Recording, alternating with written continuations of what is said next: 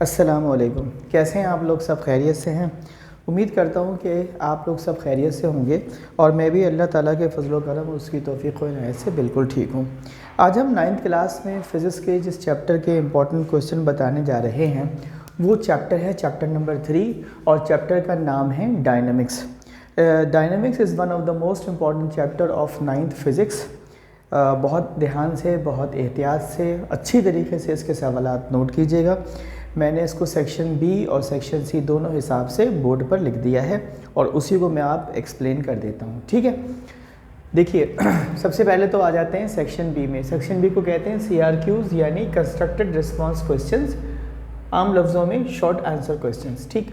इसका पहला सवाल है differentiate between rolling friction and sliding friction, ठीक है।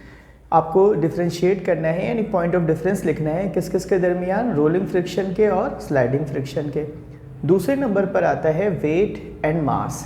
वेट और मास के दरमियान भी आपने 3 पॉइंट्स ऑफ डिफरेंस लिखने हैं।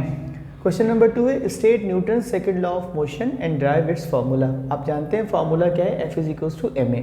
तो आप सेकंड लॉ ऑफ मोशन जो है न्यूटन का उसकी स्टेटमेंट लिखेंगे और फिर उसके बाद उसका फार्मूला F = ma ड्राइव करके लिख देंगे।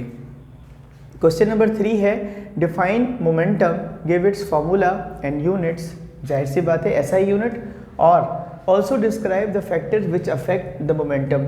मोमेंटम पर जो फैक्टर असरअंदाज होते हैं उन फैक्टर्स को लिखना है, उनके नाम, और मोमेंटम को डिफाइन करते हुए इसका फार्मूला और उसकी यूनिट बतानी है।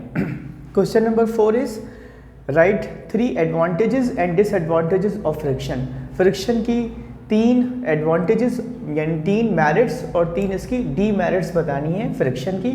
Also right 3 methods of reducing friction. इसके अलावा 3 ऐसे तरीक़े बताने हैं जिससे फ्रिक्शन को कम किया जा सकता हो।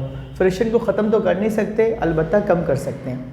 क्वेश्चन नंबर 5 है state law of inertia, also state Newton's third law of motion and give its example. Inertia का लॉ जो है, लॉ ऑफ इनर्शिया, उसकी स्टेटमेंट लिखनी है। थर्ड लॉ, न्यूटन्स का थर्ड लॉ जो है मोशन का, वो लिखना है और थर्ड लॉ ऑफ मोशन की एग्जाम्पल देनी है। क्वेश्चन नंबर 6 है define centripetal force, right it's formula and unit, also right it's factors. यानी आपको सेंट्रीपिटल फोर्स को डिफाइन करना है, इसका फार्मूला लिखना है, इसकी यूनिट बतानी है SI यूनिट, और वो फैक्टर्स बताने हैं जो सेंट्रीपिटल फोर्स पर असरअंदाज होते हैं। अब आ जाइए न्यूमेरिकल्स की जानिब। न्यूमेरिकल्स का जहाँ तक ताल्लुक़ है तो मैंने आपको अपनी इक़रा पब्लिशर्स वालों की बुक बता रखी है पहले से ही, आप जानते हैं। उस किताब में पेज नंबर 77 पर जाएंगे तो क्वेश्चन नंबर मिलेगा 7 और 8। 78 पर आपको पेज नंबर 78 पर क्वेश्चन नंबर 10 है, पेज नंबर 80 पर क्वेश्चन नंबर 3 है, पेज नंबर 81 पर क्वेश्चन नंबर 4, 5 और 6 है, पेज नंबर 82 पर क्वेश्चन नंबर 7 है, ठीक है। मेरी इक़रा की बुक है, आपको मैं पहले भी दिखा चुका हूँ, Iqra physics for 9th class by Syed Athar Ali. ये लेकर रख लीजिए। ये जो पेज नंबर मैं बता रहा हूँ ये अपनी ही किताब के पेज नंबर बता रहा हूँ, ठीक है। इसके बाद आप आ जाइए इसके सेक्शन सी पे। जहाँ तक ताल्लुक़ है सेक्शन सी यानी ERQs का, एक्सटेंडेड रिस्पॉन्स क्वेश्चंस का, जिसको हम कहते हैं लॉन्ग क्वेश्चंस एंड आंसर्स या फिर डिटेल क्वेश्चन आंसर। इसमें हमारे पास 3 सवालात हैं जो इम्पॉर्टेंट हैं इस साल। Define isolated system, state and explain law of conservation of momentum. Isolated system को डिफाइन करना है और law of conservation of momentum को एक्सप्लेन भी करना है और उसको लिखना भी है, उसका लॉ भी लिखना है, उसकी स्टेटमेंट लिखनी है। दूसरा सवाल क्या है, explain momentum in terms of force, ठीक है। ये 2 दफ़ा लिख दिया था मैंने, explain momentum in terms of force and derive it's relevant equation.